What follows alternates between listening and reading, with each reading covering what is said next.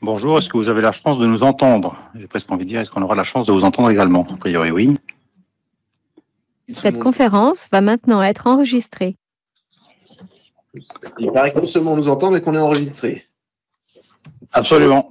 Les choses fonctionnent. Bonjour, bonjour messieurs.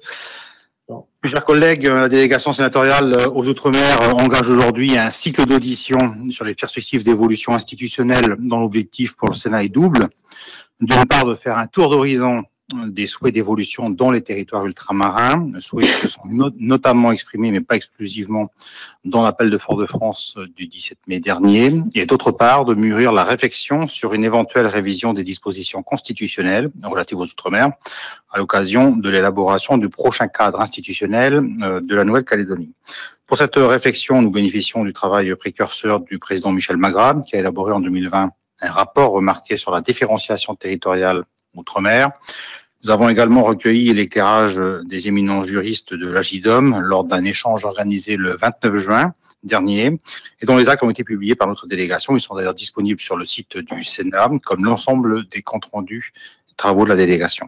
Pour notre première audition, nous accueillons cet après-midi en visioconférence M. Xavier Lédé, président de la collectivité territoriale de Saint-Barthélemy. Monsieur le Président, nous vous remercions chaleureusement de votre disponibilité, puisque le décalage horaire est de moins 6 heures et donc 11h30 chez vous. Je vais vous céder la parole pour un exposé liminaire d'une dizaine de minutes environ. C'est pas un exercice non plus imposé au niveau du timing qui est consacré à cette introduction, sachant qu'un questionnaire vous a été préalablement adressé pour avoir une espèce de conducteur de cette audition. Avec ma co-rapporteur Micheline Jacques, nous vous interrogerons ensuite en premier lieu sur votre appréciation de l'évolution institutionnelle de Saint-Barthélemy depuis 2007, c'est-à-dire en fait depuis le choix de la collectivité régie par l'article 74. Et puis en second lieu, votre approche sur les perspectives d'évolution constitutionnelle pour les Outre-mer. Et je ne doute pas que mes collègues auront ensuite de nombreuses questions à vous poser. Monsieur le Président, vous avez la parole. Eh bien, merci beaucoup d'avoir organisé cette audition. Je ne sais pas si je vais vous faire 10 minutes, parce que ça risquerait de faire redite un petit peu ensuite avec le fil conducteur que vous m'avez envoyé. Néanmoins, quoi vous dire que Saint-Barthélemy fait partie de ces territoires où l'évolution a été la plus importante, certainement, avec une réussite derrière que l'on connaît. Donc, dans toute prétention, nous avons conscience que le modèle de Saint-Barth va aussi servir d'exemple dans les démarches qui sont entreprises aujourd'hui et sur la possible révision des articles 73 et 74. Vous dire que tout ce travail ne peut fonctionner qu'avec une population qui adhère au projet, avec un projet qui soit clair, net et précis, avec évidemment une question de gestion des finances qui est indispensable et d'ailleurs c'est la première compétence qui est transférée dans le texte de la loi organique et la première mission qui est confiée et que donc c'est vraiment tout ce travail qui fait qu'aujourd'hui à Saint-Barthélemy nous avons une situation et une évolution qui est bien avancée, qui n'est pas aboutie. Il y a évidemment des difficultés qui restent, alors que ce soit des compétences qui ne seraient pas forcément transférées et qui mériteraient à minima d'être partagées, que ce soit des compétences qui ont été transférées et qui n'ont pas forcément été suivies d'effet, on va dire plus en termes administratifs et en termes d'accompagnement de l'État, avec enfin une difficulté aussi qui peut exister lorsque des évolutions arrivent au niveau de l'État et où, alors en particulier sur un territoire aussi petit en termes de superficie que Saint-Barthélemy, eh bien, ça passe un petit peu à la trappe et on peut être oublié ou laissé de côté. Je pense par exemple au PV électronique où aujourd'hui les spécificités de Saint-Barthélemy n'ont pas été prises en considération et nous mettent en difficulté pour une mise en application. Donc, il y a vraiment évidemment une autonomie qui est indispensable, un travail d'adaptation à chaque territoire qui est indispensable et là aussi on le verra à travers certains exemples, mais un transfert de compétences qui se fait en gardant un trajet, on va dire, par la Guadeloupe, puis par un ensemble Île du Nord, alors avec une dénomination en plus Île du Nord qui ne fait plus forcément de sens dès lors qu'on se détache de la Guadeloupe, mais bon, ça ce n'est que de la sémantique.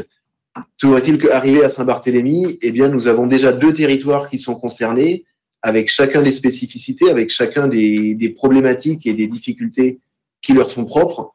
et donc au final une maîtrise de ce qui se passe à Saint-Barthélemy qui n'est pas meilleure que celle qu'on aurait dans un ministère ou dans un bureau à Paris.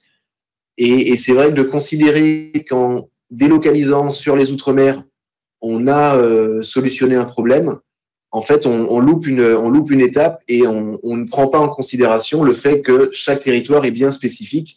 Et c'est tout le sens de l'évolution et de la fusion éventuelle des articles 73-74, qui nécessitera donc aussi des adaptations par rapport à Saint-Barthélemy, même si le travail est déjà avancé, bien avancé. Enfin, une dernière chose que je pourrais dire, c'est que tout ça met aussi du temps et qu'il doit y avoir une capacité à imaginer et à préparer un transfert, mais une capacité à s'adapter beaucoup plus simple et beaucoup moins administrative là aussi, parce que les choses mettent du temps. Donc de tout transférer d'un coup, ça n'aide pas forcément toujours, parce qu'on ne peut pas tout faire en une semaine, évidemment, et que donc il y a une nécessité aussi d'être capable d'avoir un travail qui soit progressif et une projection sur plusieurs mois, voire plusieurs années, pour avoir un travail qui soit le plus efficace possible. Mais je vous propose d'en rester là en termes de présentation et de rentrer plus dans le vif du sujet et dans l'échange avec vous. Bien volontiers, effectivement, puisque l'essentiel, sinon, de ce que vous allez dire, finalement, recoupe les questions qu'on vous a adressées, qui ne sont qu'une trame, hein, évidemment. Bien On sûr. sera, Monsieur le Président, preneur d'une contribution écrite, si vous l'estimez nécessaire et pertinente. Enfin, voilà, si vous souhaitez nous adresser des éléments complémentaires à cette audition, ils sont évidemment les bienvenus pour étayer, j'ai presque envie de dire, c'est d'ailleurs du reste, ce qu'avait fait la collectivité de Saint-Barthélemy en 2020, puisque nous avions reçu une contribution écrite. Donc, voilà, l'exercice, il est évidemment dans cette audition, on peut se dire des choses, et vous avez évidemment la possibilité de compléter en tant que de besoin en fonction des éléments qui vous viendraient à l'esprit, et puis parce que tout simplement la discussion aussi que nous allons avoir peut amener d'autres réflexions, si ça se trouve, qui n'ont peut-être pas vu encore le jour, ou des questionnements qui peuvent nous interpeller. J'en aurai une d'ailleurs en lien avec les déclarations du ministre de l'Outre-mer tout à l'heure, par rapport à l'objectif que le gouvernement s'est fixé sur une possible évolution institutionnelle outre-mer. On va pas reprendre les questions intégralement puisque vous les avez sous les yeux. Ça me paraît assez scolaire et c'est pas forcément l'objectif. J'aimerais que vous fassiez, si possible, Monsieur le Président, un bilan général des compétences que vous avez reçues par la loi et quelque part un bilan de ce que vous avez pu exercer ou moins pu exercer et pour quelles raisons, de manière générale. Si vous pouvez rentrer dans le détail, tant mieux. Si vous restez sur les termes généraux et génériques, c'est aussi très bien. Ça nous permet de comprendre évidemment la sensibilité que vous avez par rapport à ces transferts qui ont été, par exemple, opérés. Bien sûr, alors je peux vous refaire la liste éventuellement déjà rapidement de ce qui est transféré par la loi organique, hein, donc en reprenant l'article 6214-3. Donc, la collectivité fixe les règles applicables dans les matières suivantes, en termes, comme je le disais tout à l'heure, d'impôts, droits et taxes dans les conditions prévues, à l'article 74-4. Les compétences en matière d'urbanisme, de construction, d'habitation et de logement, la circulation routière et transport routier, dessertes maritimes, etc., la voirie, le droit domanial et les biens de la collectivité, l'environnement, y compris la protection des espaces boisés, l'accès au travail des étrangers, l'énergie, le tourisme, la création et l'organisation des services et des établissements publics de la collectivité, l'allocation de véhicules terrestres à moteur. Donc voilà un panel déjà de ce qui est transféré. Si on les reprenait une par une, certainement que le travail le plus abouti sera, comme je le disais, la première matière, c'est-à-dire les impôts, droits et taxes, parce que forcément, tout transfert, on parle souvent de transfert, mais tout transfert va aussi avec un financement, avec des dépenses et donc des recettes. Et donc, un transfert qui ne serait pas travaillé en amont avec une maîtrise de la dépense ne pourrait pas marcher. Donc, nous avons aujourd'hui un code des contributions qui est relativement abouti, même s'il reste un travail à faire sur les modalités de récupération et de contrôle de ces différentes taxes. Pour vous donner juste un exemple, hein, sans rentrer dans les détails, nous avons une contribution forfaitaire annuelle des entreprises qui existe, où aujourd'hui nous avons un travail qui est en cours et où sur les titres à émettre sur les 4 dernières années avec des majorations notamment, nous sommes aujourd'hui à plus de 4 millions de titres à émettre, ou à environ 4 millions. avec une liste qui n'est pas forcément à jour, donc il y a un travail à faire, mais tout ça pour dire qu'en termes de récupération, il nous reste un travail à faire pour l'aboutir. Néanmoins, on a une collectivité qui est saine et j'aimerais dire même plus que saine en termes de finances. Je ne vais pas vous redonner le budget de la collectivité ici, ni son excédent, mais je pense que notre territoire est connu et reconnu pour la sainteté de ses finances. Avec là aussi une difficulté que nous aurons à travailler, c'est qu'aujourd'hui, ces finances sont basées essentiellement sur une forte activité et sur une forte croissance, avec notamment la recette qui vient des droits de quai, donc toutes les marchandises qui sont importées et taxées sur le territoire, et les recettes qui viennent de la plus-value immobilière.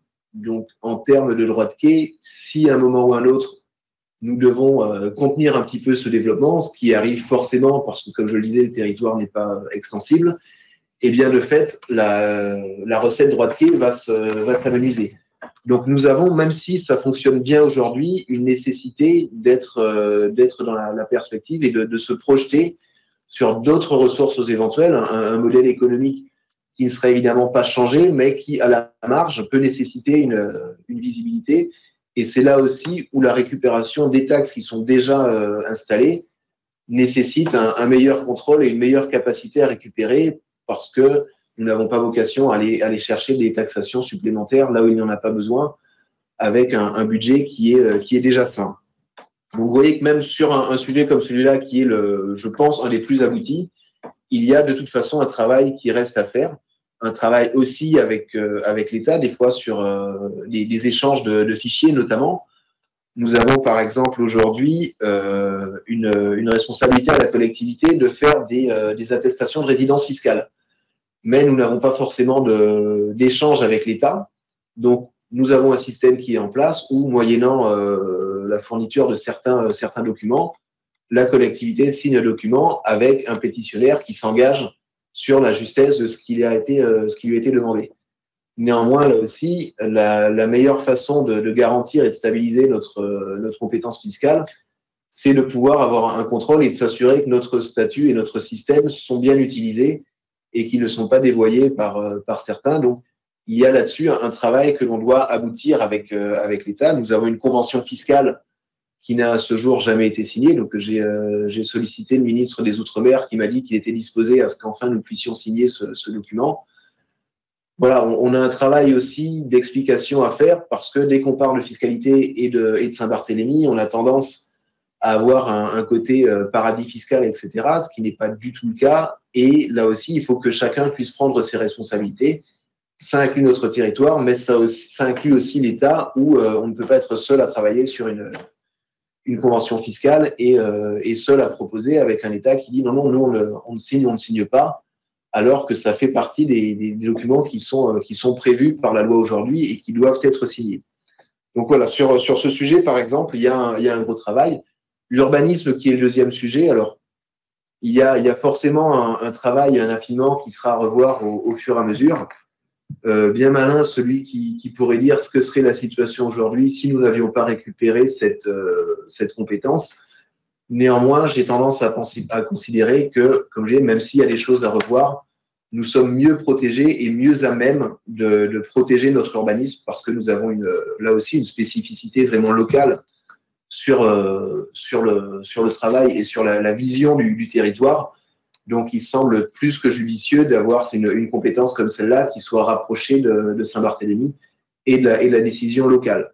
Néanmoins, nous avons des parties de notre code de l'habitation et de la construction qui sont encore à rédiger et c'est là où je disais, on voit bien que il y a un temps pour que tout ça puisse se mettre en place et qu'au final, même si on peut faire un retour d'expérience aujourd'hui, il y a aussi une réalité, c'est que 2007 à l'échelle d'une collectivité, c'est hier.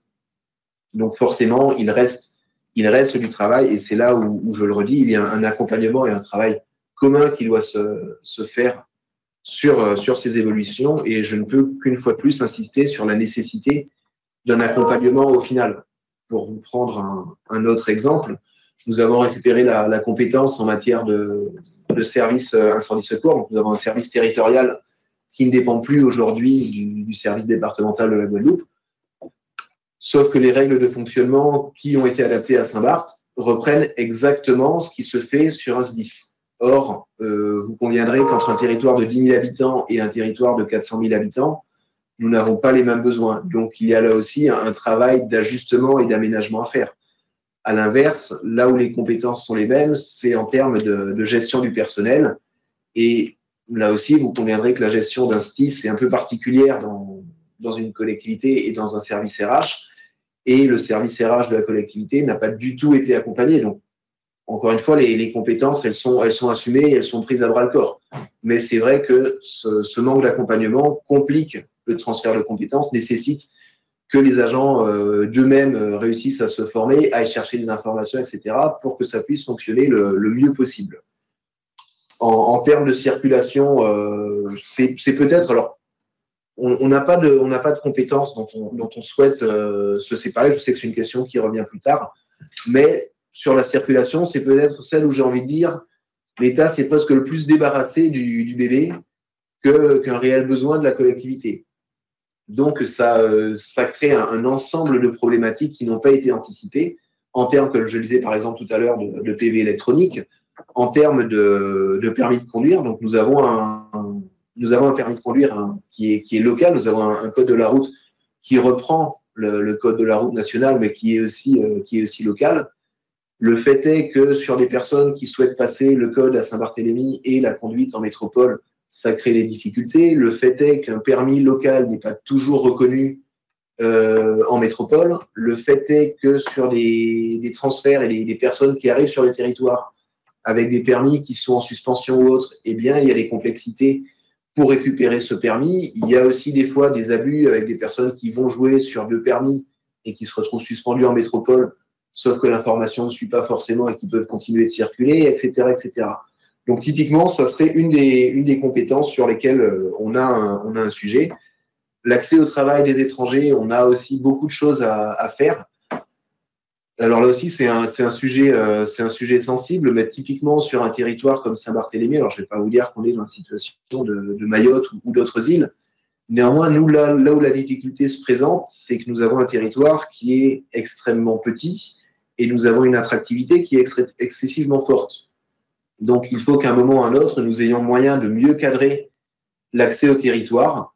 Alors, je sais que de mémoire, c'était même un gouvernement de gauche qui l'avait fait à l'époque, c'était quand le président Mitterrand est arrivé au pouvoir, mais nous avions même la possibilité d'avoir une fiche d'accès au territoire, combien même nous sommes sur un territoire français, pour s'assurer que quelqu'un qui rentre a soit un billet retour, soit un contrat de travail, un logement, etc., pour s'assurer que voilà, on ne se retrouve pas dans des situations avec des personnes qui, au final, viennent et se retrouvent en difficulté sur le territoire. Donc, il y a toute une réflexion à mener sur une compétence comme celle-là.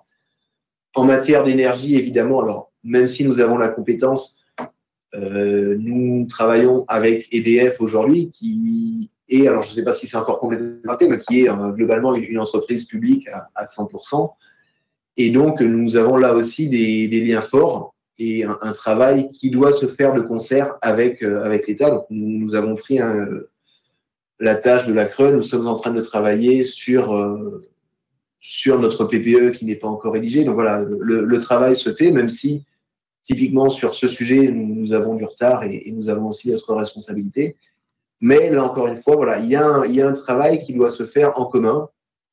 Et donc, avec une situation aujourd'hui qui est plutôt bonne à Saint-Barth et des compétences qui ont été prises en main, néanmoins, vous voyez qu'en reprenant qu'un ensemble d'exemples, eh bien, il y a des difficultés et il y a un travail et je vous dis un accompagnement au final dans ce transfert qui des fois a été manquant. Et à l'inverse, Monsieur le Président, est-ce qu'il y a des compétences que vous identifiez et qui seraient mieux exercées par votre collectivité qu'elles ne le sont par l'État aujourd'hui, par exemple? Alors, je vais être un peu méchant pour le coup, mais si je caricaturais, je dirais que les missions qui sont toujours dépendantes de l'État ne sont malheureusement pas très bien appliquées à Saint-Barth, mais de ce fait, justement, de ce que je disais au début, de ce dispatch entre la Guadeloupe, les territoires de Saint-Martin et de Saint-Barthélemy, et Saint-Barthélemy derrière. Pour vous prendre un exemple, nous avons un rectorat aujourd'hui qui est en Guadeloupe, avec un vice-recteur sur Saint-Martin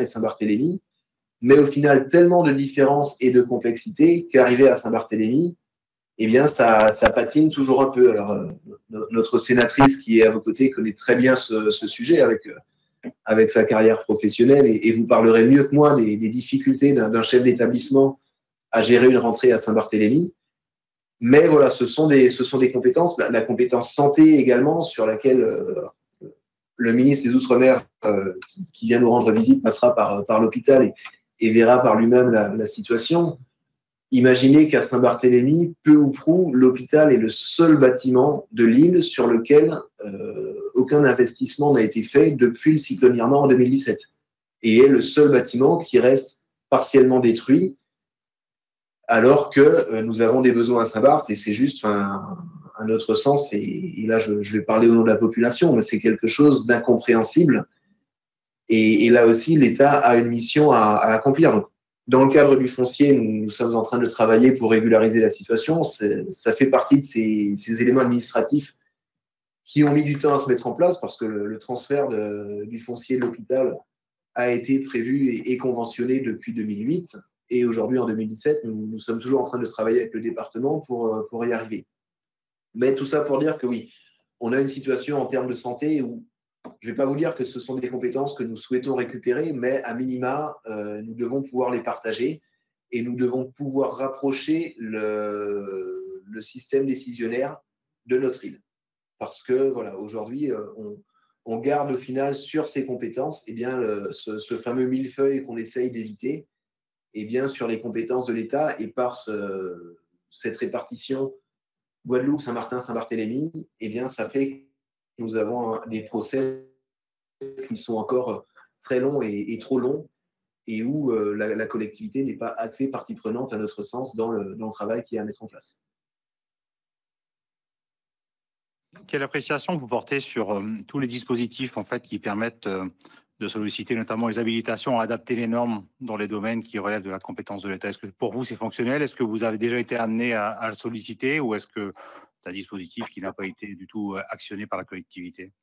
Depuis le début de mandat, en tout cas, on n'a pas activé. Alors, de mémoire, ça peut être fait quelquefois, ça reste long et complexe. C'est-à-dire que l'idée, qui est un peu celle qui se détache d'ailleurs de la réécriture d'un article 74, ça serait vraiment d'avoir un ensemble de compétences qui soient transférées pleinement ou partiellement et où, de manière simple, une fois que c'est acté, eh bien, la collectivité directement avec le ministère concerné ou avec la présidence de l'État, eh bien, nous pouvons acter de manière beaucoup plus rapide que telle ou telle compétence. Voilà, on commence à travailler dessus, on la met en place, etc. Aujourd'hui, ça reste long et assez complexe.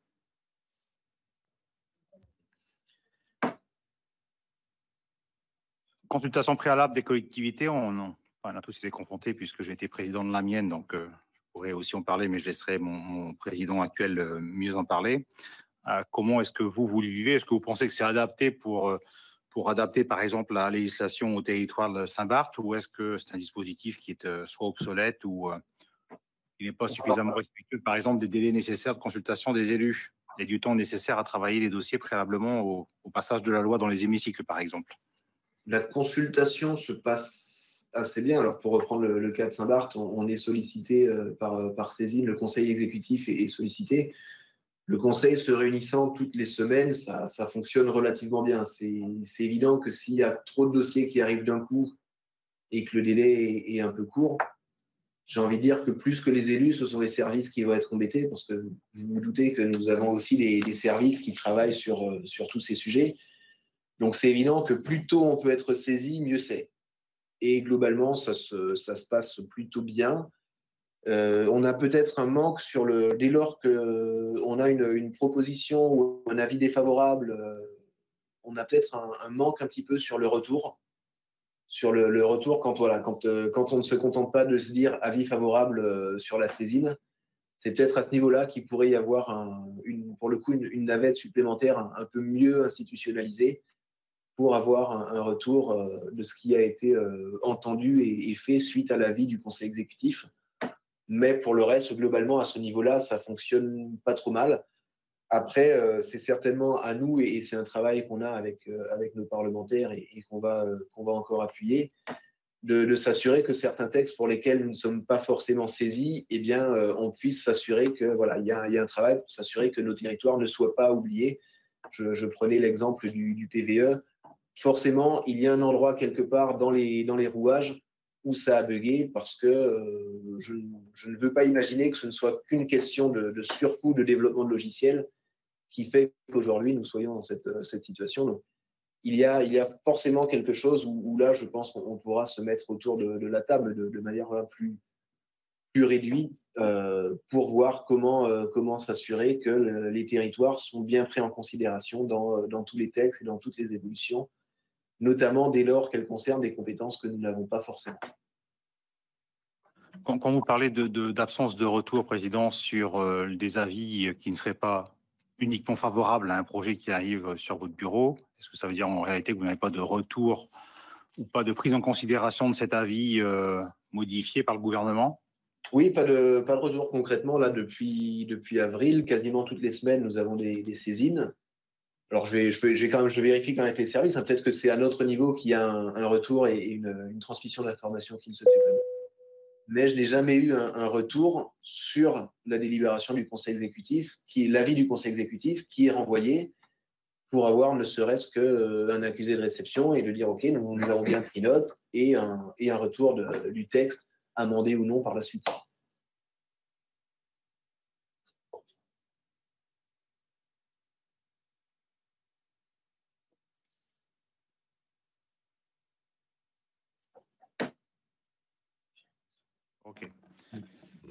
OK. Au niveau de l'organisation, Président, est-ce que vous, dans l'organisation actuelle des règles de fonctionnement de la collectivité, vous les considérez plutôt comme satisfaisantes? Est-ce que vous avez eu des points de blocage? Et une question qui m'intéresse, pour faire le parallèle avec une autre collectivité que je connais assez bien, est-ce que le Saint-Barthélemy a la possibilité de saisir le juge administratif pour l'interprétation de la loi organique? Ou est-ce que c'est seulement le préfet comme à Saint-Pierre-et-Miquelon?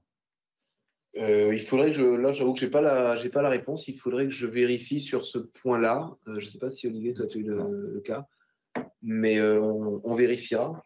Tu notes pour moi, parce qu'en réalité, à Saint-Pierre-et-Miquelon, tel que c'est rédigé, seul le préfet peut saisir le juge administratif de l'interprétation de la loi organique. Le président de la collectivité ne le peut pas. Donc, ce qui veut dire qu'en réalité, s'il y a un point de blocage sur lequel la collectivité voudrait avancer, c'est le préfet qui est, entre guillemets, le juge de paix. Et c'est un point peut-être qui peut nous intéresser, nous les collectivités. Non, ça serait judicieux qu'on puisse simplifier parce que à vérifier quand même. Je pense que nous avons vu que la préfecture valide de toute manière tous les actes de la collectivité en termes de légalité. Effectivement, je pense que ça doit passer par la préfecture aujourd'hui. Donc, ça serait judicieux qu'on puisse au moins le saisir. Alors, bon, c'est vrai qu'on a eu un cas, par exemple, sur la composition du conseil exécutif, où ça serait intéressant de pouvoir clarifier le texte sans avoir à passer ni par le préfet, ni par éventuellement une contestation des uns et des autres sur un texte, mais dès lors que, pour imaginer une formule, soit que le président du conseil exécutif puisse saisir pour vérifier la lecture d'un article, soit éventuellement qu'un nombre de conseillers puisse aussi saisir pour éviter un blocage qui serait fait par le président du conseil. Donc d'avoir cette alternative aussi de X% des élus qui puissent saisir le tribunal. Et enfin, pour ma partie, et puis après je laisse la parole à Micheline sur la seconde partie, mais on pourra continuer avec des questions de nos collègues, bien évidemment. Comment vous jugez l'accompagnement de l'État pour exercer les compétences qui ont été transférées? Je pense que vous aviez commencé à l'évoquer. Est-ce que les transferts se sont bien déroulés? Est-ce qu'il y a d'ailleurs eu un bilan conjoint qui a été opéré entre l'État et la collectivité sur ce point? Et pour vous, la déconcentration de l'État permet-elle suffisamment d'adapter les règles propres à s'appliquer à votre territoire? Je pense qu'effectivement, c'est là où, alors j'allais lire une défaillance, c'est peut-être un peu fort comme terme, mais c'est là où, au final, les choses n'ont pas toujours été suivies. Donc, je vous ai repris quelques exemples, hein, je ne vais pas les reprendre, mais où il y a vraiment cette nécessité que les services de l'État puissent être aussi adaptés aux compétences qui ont été transférées pour s'assurer que voilà, les spécificités soient bien comprises, que les logiciels parfois soient bien adaptés. Et donc, il y a eu des fois un manque à ce niveau-là. Après, j'ai envie de dire que quand on saisit les services de l'État, il n'y a pas forcément de souci. Les services répondent dans la mesure de leurs moyens. Et à ce niveau-là, un accompagnement se fait, il n'y a pas de problème. Mais c'est vraiment plus dans la technicité des fois où il y a eu des loupés. Et après, en termes de décentralisation, comme je vous le disais, malheureusement, il y a certains services où tant qu'on passe par un système Guadeloupe, Île du Nord, Saint-Barthélemy, eh bien, ce n'est pas assez fonctionnel parce que en termes de budget, ce n'est pas toujours évident. Je prenais le cas de l'école tout à l'heure. Je vais vous prendre un exemple concret. Hein, mais un enseignant qui fait sa demande de mutation fait une demande sur l'Académie de Guadeloupe. Imaginez que l'enseignant qui fait sa demande de mutation parce que monsieur ou madame a été nommé aux abîmes pour travailler et se retrouve lui muté à Saint-Barthélemy, ce n'est pas le même projet de vie et ça pose forcément des problèmes. À l'inverse, l'enseignant qui souhaiterait venir à Saint-Barth en ayant conscience de toutes les difficultés qu'il peut y avoir à Saint-Barth et qui se retrouve nommé à Moule, là aussi, ce n'est pas le même projet de vie. Donc, il y a des adaptations à mettre en place et sortir de cette idée que, au final, Guadeloupe, Martinique, Saint-Martin, Saint-Barthélemy, c'est peu ou prou la même chose. Nous sommes sur une zone géographique qui est proche. Nous avons des liens qui sont forts, hein, notamment avec Saint-Martin et avec la Guadeloupe de par notre histoire administrative et pas que, parce que beaucoup d'habitants de Saint-Barth ont pu faire leurs études à Saint-Martin ou en Guadeloupe. Aujourd'hui, nous avons des échanges très réguliers avec la collectivité de Saint-Martin. Néanmoins, ça n'enlève rien au fait qu'on peut s'appuyer les uns sur les autres pour voir les problématiques qui sont rencontrées, pour voir notamment dans le cadre de compétences transférées, eh bien, ce qui fonctionne chez les uns et pas chez les autres avant de passer sur un transfert de compétences ou de voir comment adapter un transfert de compétences pour éviter les écueils que les uns ou les autres ont pu avoir. Mais nous sommes sur des territoires qui sont au final quand même très différents et avec des problématiques très différentes. Et donc, cette décentralisation qui est au final partielle ne change pas grand-chose parce que, comme je vous le disais au début, passer par Pointe-à-Pitre ou passer par Paris, ce n'est pas très différent en termes de maîtrise du sujet.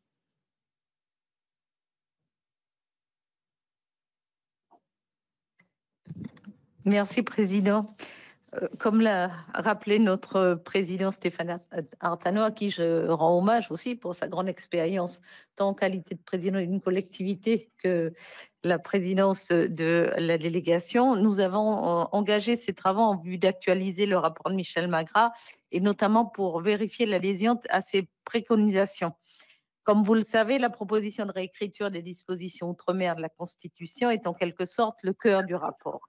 Quel est votre avis sur une éventuelle fusion des articles 73 et 74 de la Constitution et la fin de la dichotomie historique?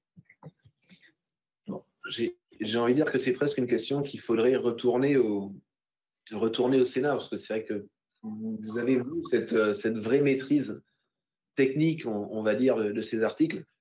Encore une fois, comme je l'ai dit, la refonte d'un article global et l'idée d'avoir vraiment des compétences spécifiques et des statuts spécifiques à chaque territoire me semble indispensable.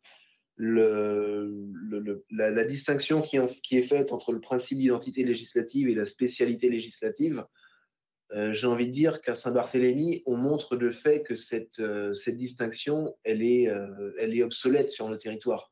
Parce que nous avons des compétences et donc des réglementations et des sanctions à mettre en place. Et en même temps, nous dépendons aussi de l'État. Donc, cette distinction qui au final est pour moi très administrative, elle n'est plus justifiée sur un territoire comme le nôtre. Et ces deux principes, en aucun cas, ne peuvent être bloquants. Et cette distinction, comme je vous dis, pour moi, elle n'est plus adaptée à des territoires, et en tout cas à notre territoire en particulier. Je laisserai chaque élu parler pour son territoire, mais je pense que voilà, sur ces spécificités, on est au bout de cette distinction. Bien entendu que c'est le travail du législateur, mais si nous auditionnons les exécutifs, c'est justement pour savoir exactement où ils se situent, puisque nous avons des collectivités qui sont régies par l'article 73, d'autres par l'article 74, et à travers ces deux articles, chaque collectivité dispose de spécificités législatives particulières. Donc, le principal point du rapport de Michel, c'était justement de pouvoir proposer une fusion de ces deux articles avec des statuts à la carte pour chaque territoire, chaque statut serait régi par une loi organique. Donc, le but de la question, c'était de faire part de votre expérience sur la collectivité de Saint-Barthélemy pour pouvoir justement nous éclairer et éclairer les autres collègues. C'est pour ça, et le sens de ma question, c'était plus celui-là, je veux dire, au sens aujourd'hui du Sénat, par exemple, qu'est-ce qui justifierait le principe de spécialité législative? Et comme je vous le dis, on le voit à Saint-Barthélemy, avec des compétences qui, de toute manière, n'ont pas vocation à être transférées ou transférées pleinement, on aura toujours cette dichotomie qui va exister. Donc, il y a une nécessité de pouvoir avoir au final cet hybride aujourd'hui, et je pense que c'est le sens de la refonte de l'article 74, et en parallèle, comme je vous le disais, notamment en termes de facilité d'accès à tout cela, d'avoir une capacité à agir au fur et à mesure sans repasser par tout un process administratif. Donc, si l'article 74 de la Constitution devait être réécrit, quelles seraient les dispositions que vous souhaiteriez voir modifiées? Lesquelles sont un point de blocage pour les évolutions statutaires que vous souhaiteriez? Aujourd'hui, on a notamment sur tout ce qui est les sanctions pénales, entre autres, on est limité. On est limité avec malgré tout des situations financières sur Saint-Barthélemy qui sont bien spécifiques. Et donc, dans le fonctionnement actuel, nous avons des plafonds qui sont mis en place. Je vais vous prendre, alors là, on va rentrer dans des choses très, très concrètes et très simples, hein, donc qui peuvent paraître anecdotiques. Mais en termes de gestion de nuisances sonores, comment imaginez-vous qu'un touriste qui loue une villa à plusieurs dizaines de milliers d'euros la semaine réagit si vous venez lui mettre une amende de 35 ou 75 euros en fonction du niveau? Sauf que la collectivité aujourd'hui est bloquée sur certains éléments comme celui-là. En termes d'environnement, on l'a vu avec toi-même, Micheline, quand nous travaillions sur le code de l'environnement, où on se retrouve avec à chaque fois une possibilité de mettre des amendes administratives, mais en même temps un plafond de verre qui ne peut pas être dépassé, là où au final c'est pareil. Aujourd'hui, avec des taux d'amende qui sont parfois trop bas, eh bien le côté dissuasif de l'amende est perdu. Donc il faut qu'il puisse y avoir une adaptation dans ces textes et laisser une marge de manœuvre plus grande, notamment sur les catégories d'amendes qui puissent être mises en place au niveau de la collectivité. Donc là, je vous ai pris deux exemples, mais c'est vrai qu'on pourrait le reprendre sur quasiment chaque compétence de la collectivité. Alors, quel sens donnez-vous à la notion d'autonomie, notamment en ce qui concerne la relation avec l'État? Alors, la notion d'autonomie, je ne sais pas si j'ai une vision particulière de ce sujet, mais j'ai souvent tendance à dire que la meilleure manière d'être autonome, c'est de laisser faire chacun ce qu'il peut faire et ce qu'il fait bien. Donc, l'autonomie, pour moi, c'est effectivement de récupérer, on a parlé d'un ensemble de compétences. Donc, ce que la collectivité peut faire et bien faire, nous avons vocation à le récupérer.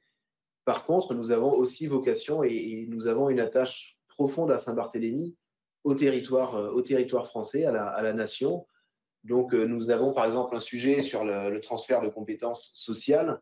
Évidemment, un tel transfert de compétences ne veut pas dire que Saint-Barth veut se dissocier de l'État et ne pas participer à l'effort de solidarité nationale, ça va de soi. Mais voilà, dès lors qu'une compétence n'est pas bien établie et n'est pas bien mise en place, alors que nous pourrions le faire avec toute prétention mieux, alors c'est là où cette autonomie doit se mettre en place. Mais cette autonomie passe aussi, comme je vous le dis, par un lien fort avec l'État et où l'État a des missions que nous n'avons pas vocation à récupérer, mais où nous devons être partenaires. Là aussi, j'avoue que j'ai pu être choqué sur certains échanges que j'ai eus, où souvent on oppose État et collectivité. Alors, on a eu des situations où sur des mutations ou autres, on nous dit ben non, parce qu'il doit y avoir des périodes de carence, etc.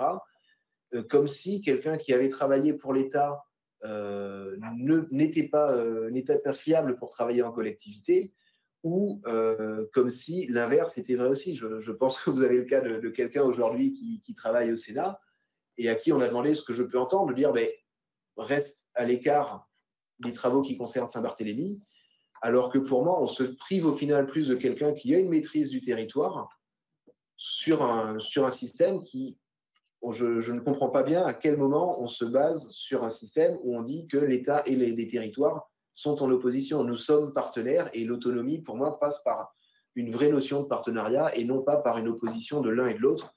Et j'insisterai aussi grandement sur le fait que l'autonomie n'est pas l'indépendance, parce que souvent, évidemment pas au Sénat, mais on a un mélange des genres qui se fait quand on utilise un ou l'autre de ces termes. Et évidemment, lorsque nous demandons à Saint-Barthélemy plus d'autonomie et de récupérer certaines compétences, à aucun moment, je pense, dans la tête de quelques citoyens de notre territoire, que ce soit, il y a une volonté d'indépendance du territoire qui serait, à mon sens, en tout cas, complètement aberrante. L'article 74 de la Constitution permet aux collectivités dotées de l'autonomie d'adopter des mesures justifiées par les nécessités locales en matière d'accès à l'emploi, de droit d'établissement pour l'exercice d'une activité professionnelle ou de protection du patrimoine foncier, comme c'est le cas à Saint-Barthélemy. Souhaitez-vous aller plus loin? Voyez-vous d'autres domaines dans lesquels des mesures de protection de la population vous semblent justifiées?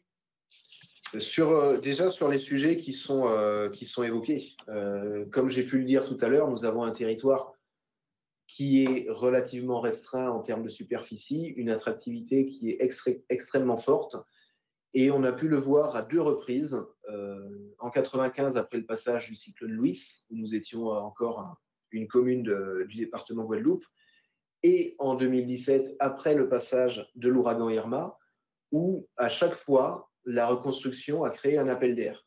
Donc, on voit bien que le système qui a été mis en place et le système de collectivité territoriale, mais sur ce point précis, n'a pas changé la donne parce que nous avons eu exactement les mêmes écueils et exactement les mêmes difficultés avec un afflux de personnes, certes nécessaire pour reconstruire vite, mais au final aussi un établissement de nombreuses personnes, de nombreuses sociétés qui a accentué les difficultés en termes de logement, qui a accentué les difficultés en termes d'insalubrité et de salubrité, avec des établissements qui sont parfois surchargés, des logements qui sont surchargés.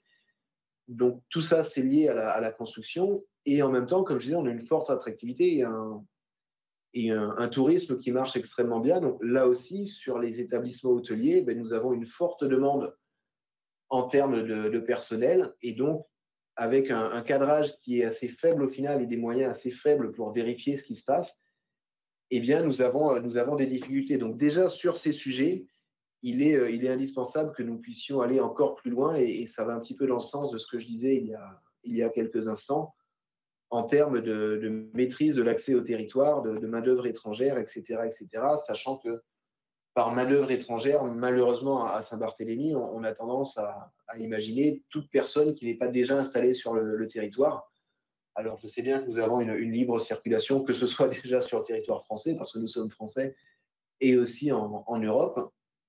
Néanmoins, il y a une nécessité, je pense, pour l'État de prendre en considération les spécificités des territoires comme les nôtres qui sont extrêmement petits en termes de place.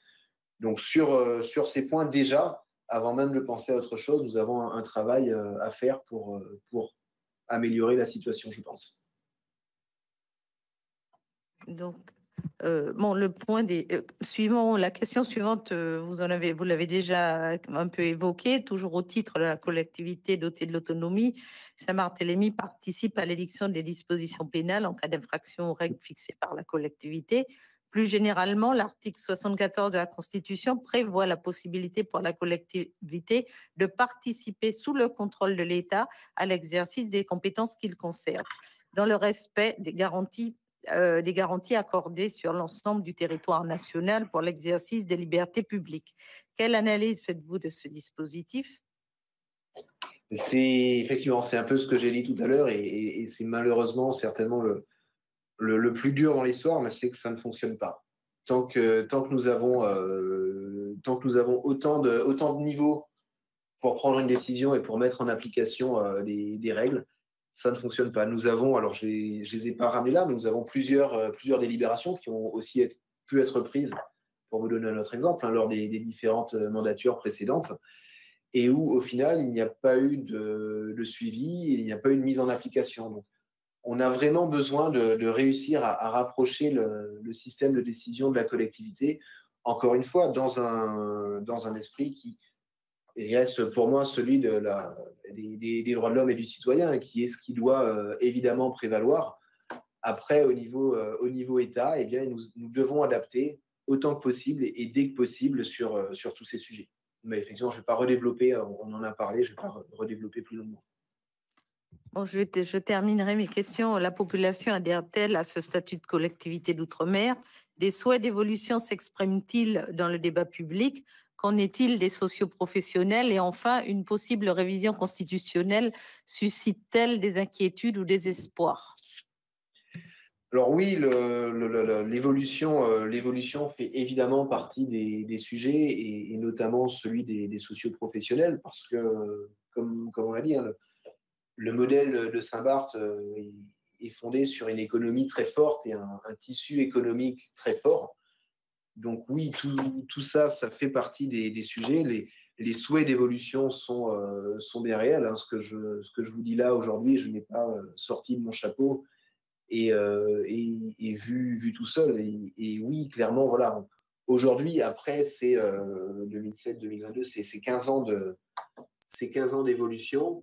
Et bien voilà, on est quand même capable de faire un retour et de voir un ensemble de choses qui ne fonctionnent pas ou qui ne fonctionnent pas assez bien et qui nécessitent une évolution. En termes d'enjeux de démocratie locale, voilà, c'est encore une fois d'impliquer le plus possible tout le monde, de donner de la marge de manœuvre à tout le monde pour travailler. Encore une fois, comme je le disais juste avant, le cadre qui existe, c'est le cadre des droits de l'homme. Et évidemment, Saint-Barth n'a pas vocation à faire quoi que ce soit qui n'irait pas dans le sens du bien-être, du bien-vivre et de l'épanouissement de chacun. Ça, c'est une certitude. Enfin, en termes de révision de la Constitution, inquiétude, il y a forcément toujours une inquiétude parce que nous avons un statut qui est particulier, a fortiori dans la composition des parlements aujourd'hui, il y a une interrogation. Maintenant, moi, je reste conscient et convaincu que le statut de Saint-Barthélemy, ce n'est ni quelque chose qui a été volé, ni un cadeau qui a été fait à la population, et que donc les acquis n'ont pas de raison à être remis en question.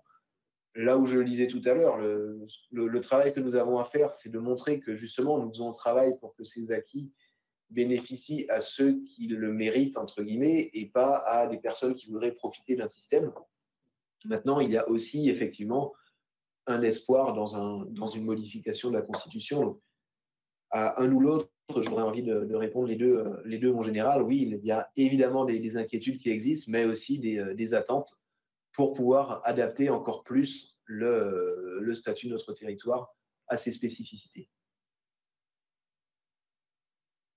Je vais en terminer si Jacques et Micheline, pardon, on est d'accord avant de donner la parole à mes collègues. J'ai une question en fait, une incidente qui fait écho aux propos qui ont été tenus au repas à l'Élysée par différents intervenants et notamment le gouvernement et le ministre Carinco, qui évoque pour lui l'importance de création de valeur dans nos territoires.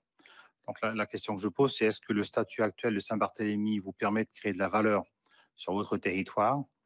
Et si c'est le cas, malgré tout, maintiendriez-vous une demande d'adaptation du statut à la marge? Donc on a bien compris qu'il n'y a peut-être pas nécessité de bouleversement majeur, mais plutôt peut-être d'adaptation d'un certain nombre de dispositions dans ce cadre-là. Alors oui, il y a de la valeur qui est créée sur le territoire. Effectivement, il y a certainement là un travail d'adaptation à mettre en place parce que nous avons des structures qui ne sont pas forcément extrêmement importantes et donc il faut adapter les volumes à ce qui peut se faire à Saint-Barth. Là où nous pouvons avoir une difficulté, c'est la valeur en termes d'humain, j'ai envie de dire, où le statut crée une difficulté, c'est en termes de formation. C'est-à-dire que on peut tout à fait imaginer que des jeunes de notre île souhaitent se former. Et je vais vous reprendre l'exemple de l'éducation qui est très simple. Un jeune de Saint-Barthélemy qui souhaite se former pour devenir enseignant du secondaire va devoir partir se former à l'extérieur. Jusque-là, pas de problème. Il obtient ses diplômes, il va être nommé sur un premier poste. Ce premier poste ne se fera pas à Saint-Barthélemy. Dès lors qu'il est nommé hors de Saint-Barthélemy, il perd sa résidence fiscale. Donc voilà typiquement un élément sur lequel, mais qui pourrait se régler par le biais d'une convention fiscale, donc, qui ne nécessite pas forcément une révision de la Constitution, mais qui nécessite une convention fiscale qui soit adaptée. Donc en termes de création de richesse, j'ai envie de dire que alors que nous avons une population qui est volontaire, hein, et je vais pas vous dire qu'à Saint-Barth on ne se forme pas du tout, mais par contre on se bloque et on se contraint sur certains postes en amplifiant une problématique qui est celle du logement, parce que ne créant pas et ne formant pas sur certains métiers spécifiques, nous sommes obligés de faire venir de l'extérieur des personnes qui ne sont pas logées, et donc voilà, c'est un peu un cercle vicieux, et typiquement voilà là une limite à la création de richesses sur notre territoire.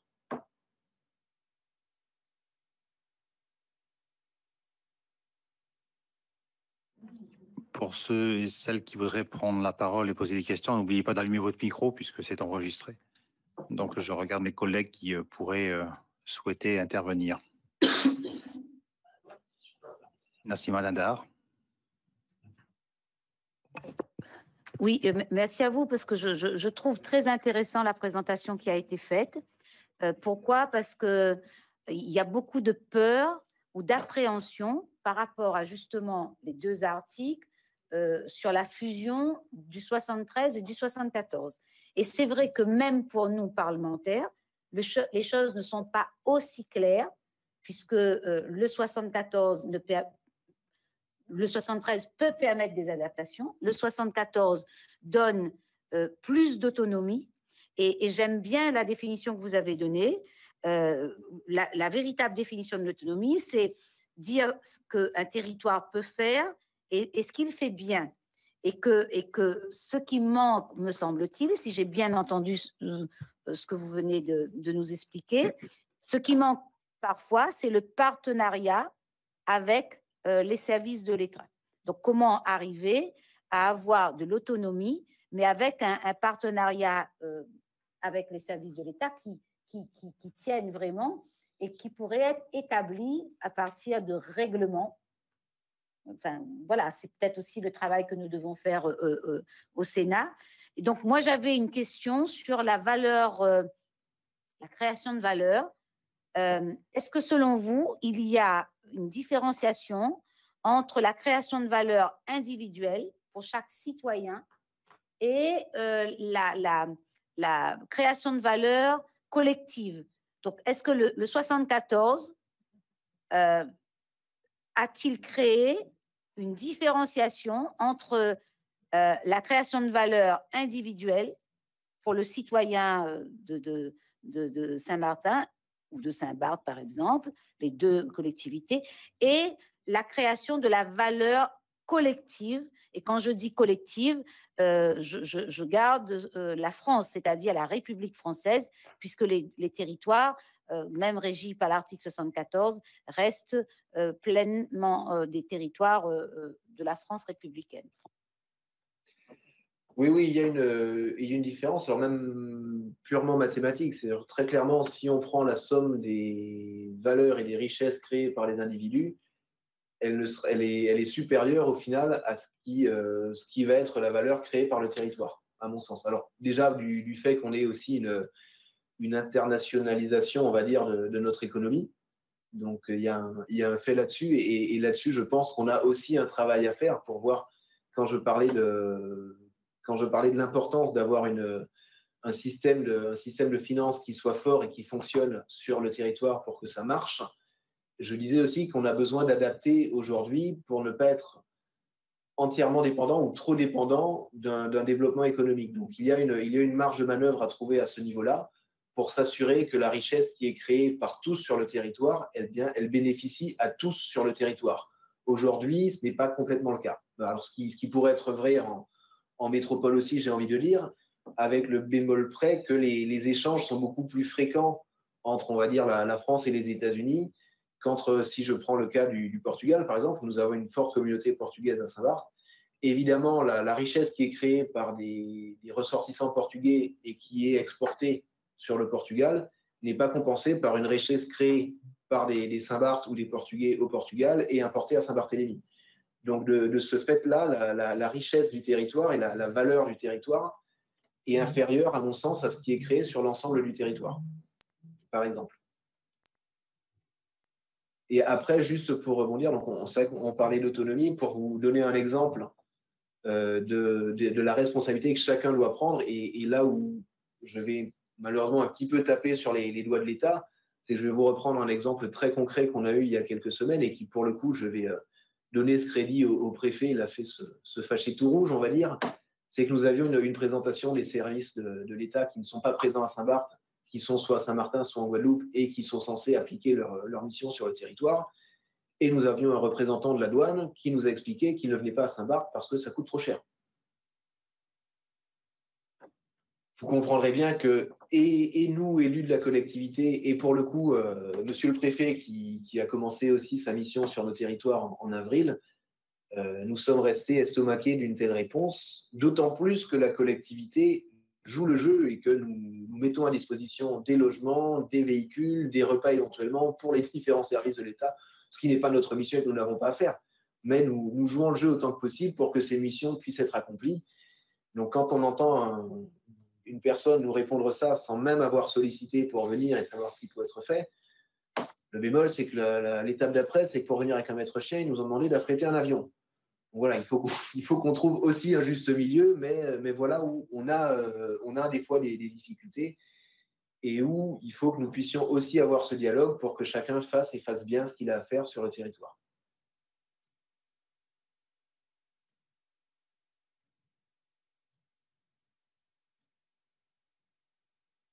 Je disais qu'effectivement, si on comprend bien, pour que ça marche, pour que ça fonctionne véritablement, c'est bien les conditions du partenariat avec l'État et des grands services plutôt régaliens qu'il faut réajuster.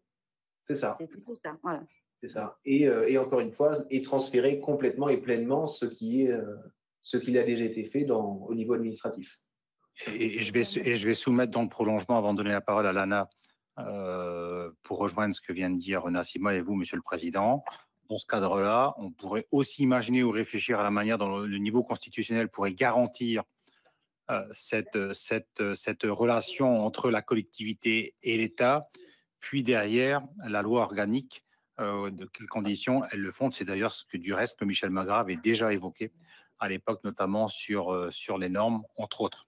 Donc c'est vrai que c'est sans doute un mécanisme peut-être qui permettrait de garantir effectivement cela. Alors, si vous voulez, je peux vous lire un extrait justement du rapport de Michel Magras sur les normes où il disait que l'efficience passe par une meilleure adéquation aux réalités, par une contextualisation des mesures et donc par une nécessaire différenciation territoriale. Autrement dit, il s'agit de faire en sorte qu'aucune orientation uniforme ne s'impose à tout l'ensemble des Outre-mer. Partout, l'État doit accompagner les collectivités territoriales pour nourrir leurs capacités propres d'expertise et leur garantir une véritable autonomie qu'elles peuvent mettre au service de leur développement endogène. C'est la clé pour réussir une planification stratégique et opérationnelle efficace. Donc, c'est...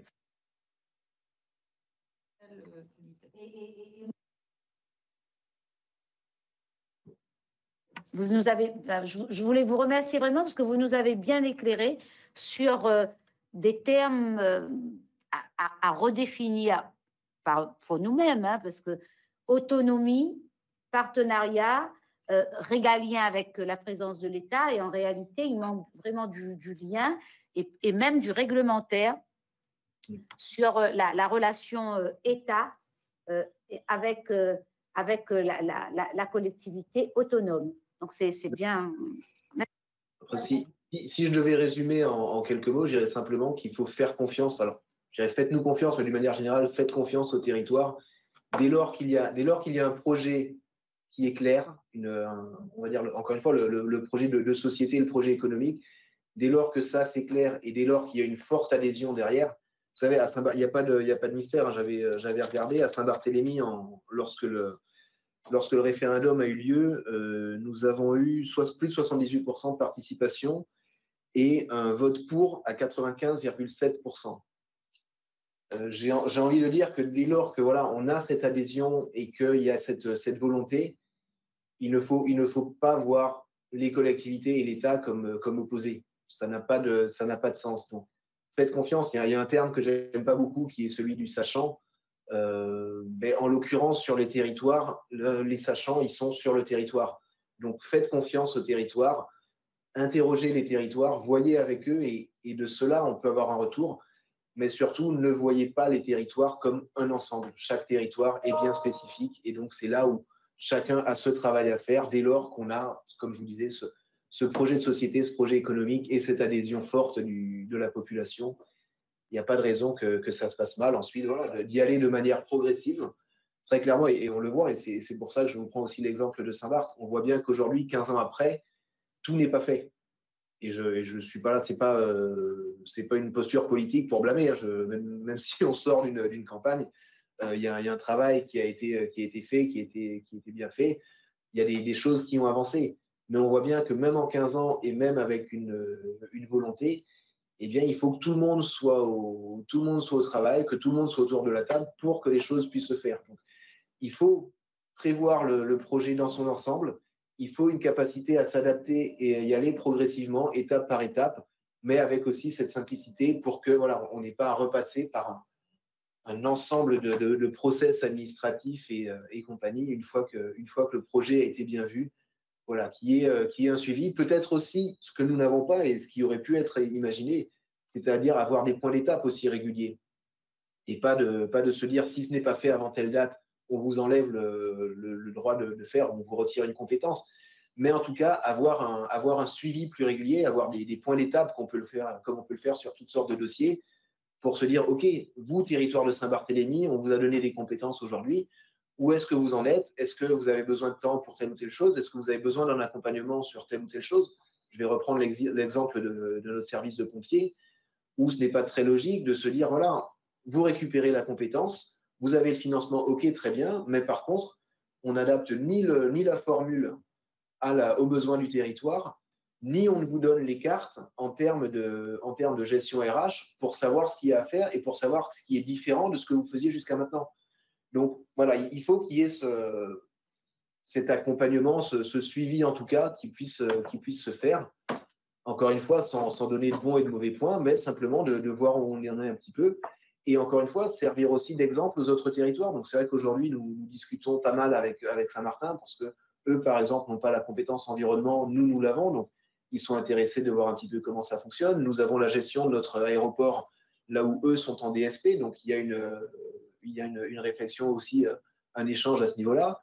Nous avons été sollicités par le président Losbar au niveau du département de la Guadeloupe parce qu'effectivement, eux sont aussi dans une forte volonté aujourd'hui d'évolution institutionnelle.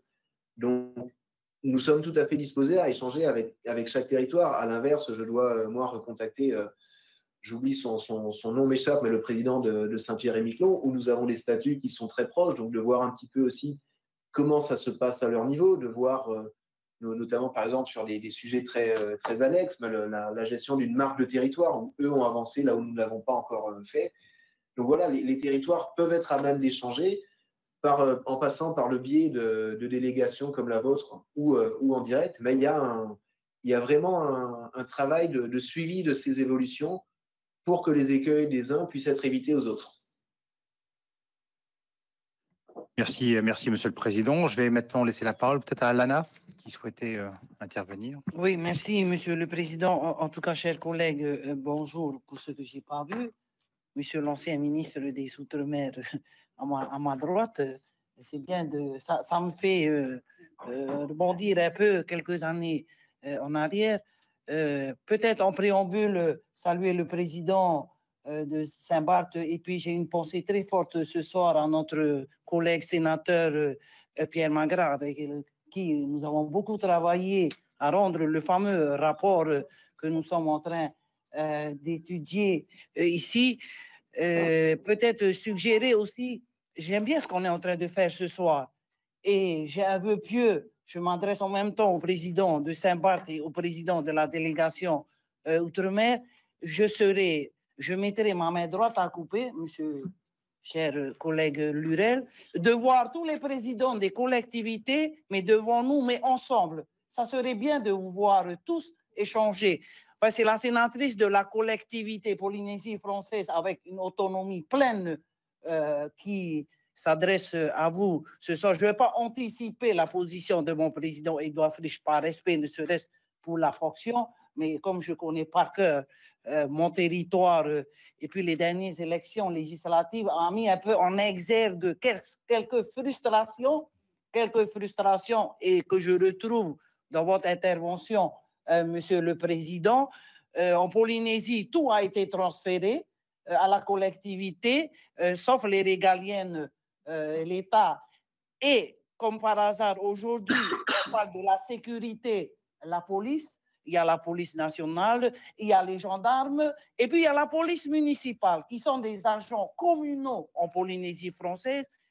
En Polynésie, c'est toujours la table à 3 pieds, l'État, la collectivité Polynésie et les communes, parce que voilà aussi un autre acteur très fort dans le statut de la collectivité. Ma question va être, mais ça n'engage que moi, en toute modestie, la sénatrice Lana Tétouanoui.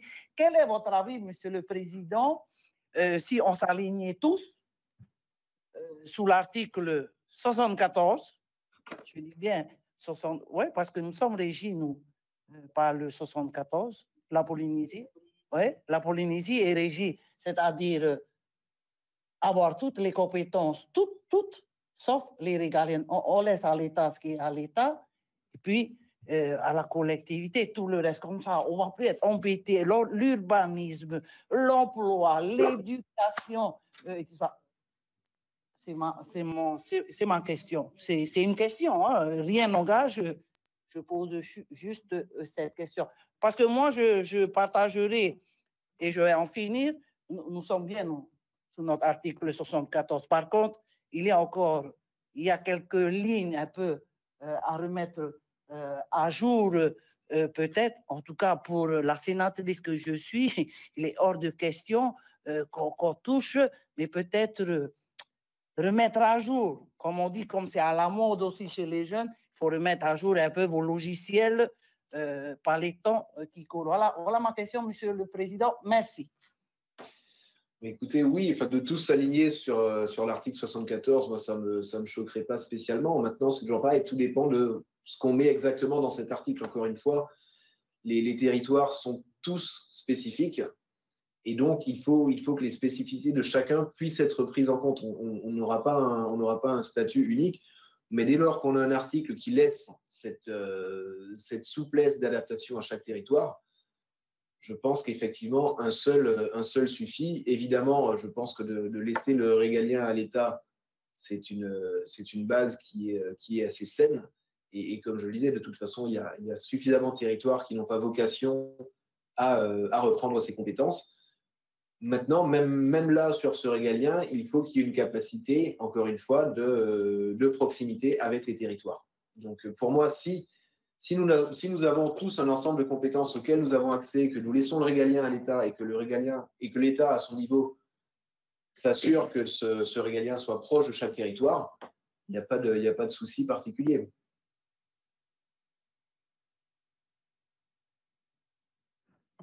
Je regarde mes collègues pour voir s'il y a d'autres souhaits d'intervention ou de réflexion, parce que c'est aussi, oui, Victorin Lurel. Si tu peux penser, Victorin, ouais, voilà, c'est le micro. Merci. Vous alliez devoir m'excuser pour mon retard. J'étais en audition en tant que rapporteur spécial sur les participations financières de l'État. Cette question-là m'intéresse vraiment parce que j'allais presque dire qu'elle agite les opinions en Guadeloupe.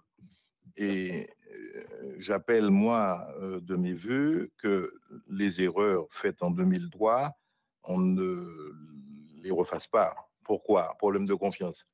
À l'époque, en 2003, moi j'étais pour l'autonomie de Saint-Barthélemy de Saint-Martin et contre l'Assemblée unique telle qu'elle avait été proposée. Et à 73%, les Guadeloupéens ont rejeté l'Assemblée unique. Et si on me repropose ça, je dirais non toujours. En revanche, le problème de la confiance continue de se poser.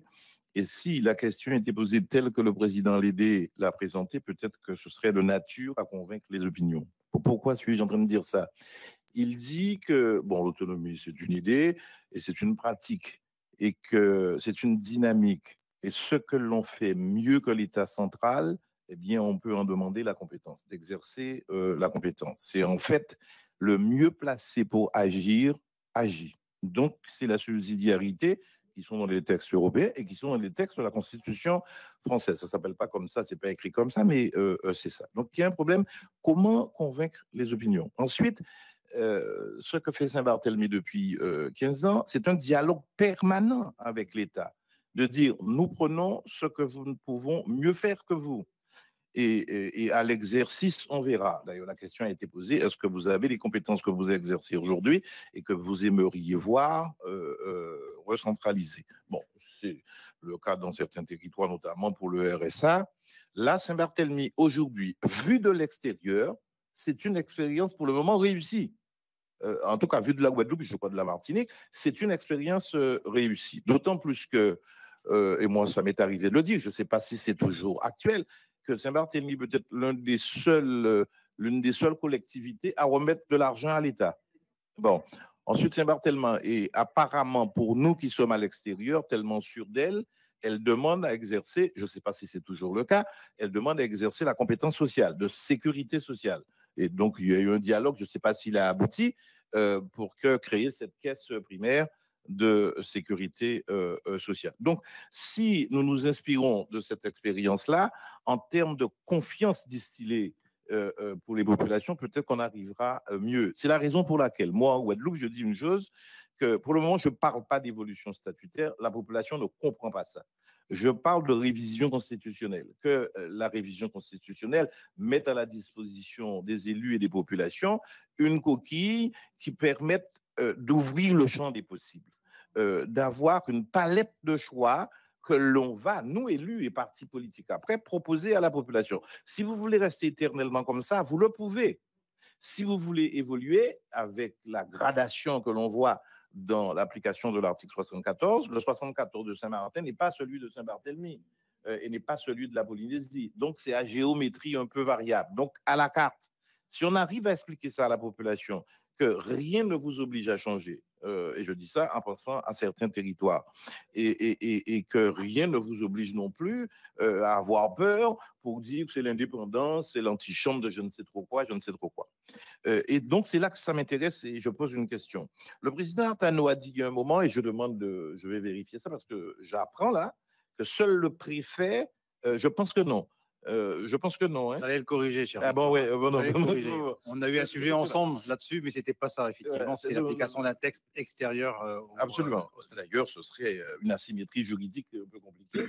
Justiciable, une collectivité reste un justiciable, ne puisse pas saisir qui le tribunal administratif, qui le Conseil d'État. Et quand il s'agit de loi organique, quelque part, le Conseil constitutionnel pourrait être intéressé. Bon, les lois de pays, c'est autre chose, mais ça pourrait être ça. Donc, c'est un élément essentiel, cette affaire-là, en termes d'égalité devant la justice, pour faire adapter les normes. Moi, ce que je demanderais au président Lédé, dans les domaines de compétences de la collectivité, qui détient la police administrative? Est-ce que ça a été discuté? Alors, au-delà des dispositions pénales que vous pouvez prendre et qui sont pour le moment difficiles à prendre, mais dans l'exécution des mesures que vous pourriez adopter, c'est le préfet. Pour bien me faire comprendre, je prends un exemple. Vous avez le parc national ou l'agence C50 pas géométrique chez nous. Ils n'ont pas le droit d'avoir des agents assermentés. C'est la police. Vous avez une maison faite sans permis de construire. C'est l'État, bon, c'est vrai aussi ici dans l'Hexagone, vous ne pouvez pas démolir la maison enfin, vous ne pouvez pas exécuter la décision de justice si le préfet refuse le concours de la force publique. Et qu'est-ce qu'il vous dit très souvent? Il y a des risques de troubles à l'ordre public. Et c'est vrai, ça peut se comprendre. Chez moi, à côté de chez moi, il y a 6 maisons qui ont été construites indûment sur des terrains appartenant à d'autres. Mais la collectivité n'a pas le droit d'avoir un avis. Donc, c'est très souvent médiation que le maire ou que le président. Vous n'avez pas dans les champs de compétences la police administrative. Alors, dans la proposition faite dans le rapport de la délégation, Stéphane Guimer propose qu'il y ait une délégation du droit pénal spécial, du droit pénal général, mais du droit pénal spécial. Et ça, c'est peut-être un intérêt qui peut faire peur, mais qui éviterait les plafonnements évoqués par le président Lédé et qui pourrait faire ça. Je suis trop long, président, mais juste une chose. Sur les normes, je ne sais pas quelles sont les habilitations que vous avez demandé depuis 15 ans. Ou alors vous vous êtes contenté, et c'est déjà beaucoup, de gérer les transferts de compétences qui vous ont été attribués. Je ne dirais pas octroyés, parce que ça prend un sens péjoratif. Mais, par exemple, avez-vous une réglementation thermique des constructions? Eh bien, en Guadeloupe, on a payé 5 millions pour cette affaire-là. Pourtant, on n'est pas dans une forme d'autonomie. On a demandé une habilitation. Et je peux vous dire aujourd'hui, je suis un peu refroidi sur ça parce que l'État a tout intérêt objectivement à vous donner une habilitation parce qu'il ne transfère pas les ressources. Et donc, sur la consommation d'énergie, sur la formation, sur la réglementation thermique des constructions, on appelle ça la RTG, qu'on a même exporté après, l'État, c'est zéro. Et au contraire, c'est vous qui payez à l'État parce que j'ai vu des directions d'administration centrale venir nous dire on vous fait l'étude, mais vous nous payez. Et donc, vous avez intérêt. Un amendement, si le gouvernement est d'accord, coûte moins cher qu'une habilitation. Et j'en ai fait 29 de lois de région, appelons ça comme ça, et autant en décret de région. Et donc, l'autonomie a un coût. Alors, pour le moment, je ne sais pas si Saint-Barthélemy demande de nouveaux pouvoirs en matière fiscale, mais aujourd'hui, apparemment, à cause de l'économie présentielle, je ne sais pas ce qui se fait en termes de création de valeur artisanale, commerciale et agricole ou de pêche, mais à cause d'une forte fréquentation de l'extérieur, il l'a dit, ou d'une présence de communautés qui ont fait racine là-bas, vous avez des ressources. Dans ma population en Guadeloupe, on me dit, ouais, mais vous comprenez, l'autonomie, eh bien, c'est moins de dotation. Et que le petit budget de la mission Outre-mer, j'ai été ministre, je connais le truc, c'était il y a 15 ans, c'était 2 milliards, enfin un peu moins, c'est 2 milliards 4 maintenant, ou je ne sais pas combien. Bon, et puis on vous dit, mais il y a 20 ou 24 milliards en effort budgétaire total de l'État.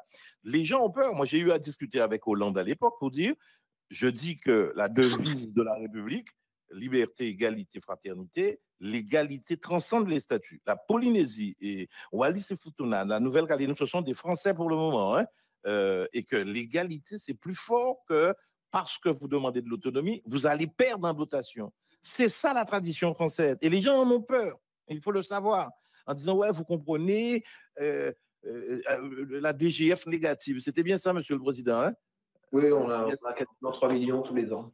Ben bon, voilà. On donne 3 millions à l'État. Et l'État compte dans tout ça, les trucs de la police, de la gendarmerie, enfin bref, tout quoi. Et donc, il y a ça. Et peut-être à Saint-Barthélemy, ou je ne sais pas, à Saint-Pierre-et-Miquelon, demain, ça commence à coûter trop cher à la collectivité. Les gens vont peut-être contester le statut pour dire que, mais aujourd'hui, la solidarité nationale ne joue plus. Et donc, il faut tenir compte de ça. Moi, je vois la difficulté en Guadeloupe. C'est pourquoi certains élus ne sont pas très clairs. Et pour présenter ça pédagogiquement, moi, je dis il s'agit de révision constitutionnelle. Rien ne vous oblige à changer aujourd'hui. Restez comme vous voulez, si vous voulez. Mais si demain, vous voulez changer, on a une chance extraordinaire. C'est que le président Macron, aujourd'hui, n'a pas la majorité à lui seul dans le Parlement. Il doit compter avec les majorités parlementaires. Et c'est là que le Sénat va jouer, à mon sens, un rôle essentiel dans le transcourant, le transpartisan, de trouver les accords. Et j'ai dit, moi, Guadeloupe, même si c'est à minima, je vous demande de le prendre. Si c'est mieux que ce que nous avons, même si c'est minimaliste, même si ça vous dérange, prenez-le. Après, vous devrez convaincre vos populations pour voter ça. parce qu'il y a l'obligation de faire voter. Donc, voilà ce que j'allais dire. En vous félicitant, Monsieur le Président, parce qu'il y a une continuité dans la confiance qui règne à Saint-Barthélemy, et je vous félicite. Et moi, ce qui me gêne, c'est sur le droit pénal spécial, c'est sur la police administrative, c'est sur les sanctions, c'est sur l'exécution, c'est sur l'accompagnement de l'État, sur le dialogue permanent pour dire aujourd'hui, eh bien, je vous demande de me donner la sécu, mais parfois ça dure depuis plus de 5 ans, cette affaire-là. Oui, ça date. Après, c'est Voilà. vrai que c'est tellement le sujet le plus sensible, parce que contrairement à d'autres compétences, il y a une recette qui va avec la sécu. Et c'est vrai que forcément, ayant un excédent en termes de sécurité sociale sur Saint-Barthélemy, eh bien, il faut trouver la bonne formule pour que tout le monde y trouve son compte. Et c'est là où je disais, je ne sais pas si vous étiez arrivé tout à l'heure, mais que Saint-Barthélemy a vocation à garder sa présence et sa participation à l'effort Solidarité nationale.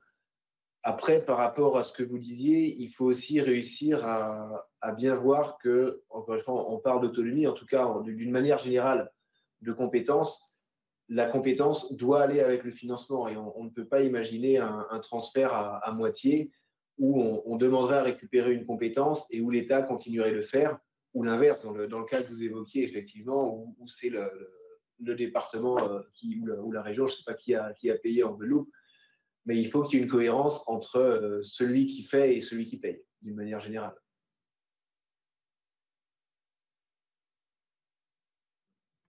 Je vous propose, si c'est possible, de pouvoir terminer cette audition. Et pour résumer peut-être l'intervention de Victorin Lurel et un sentiment qui nous habite et que j'ai déjà glissé à certains collègues qui vont être auditionnés, cette révision constitutionnelle, quoi qu'on en dise, c'est avant tout d'ouvrir le champ des possibles. C'est d'ouvrir le champ des possibles.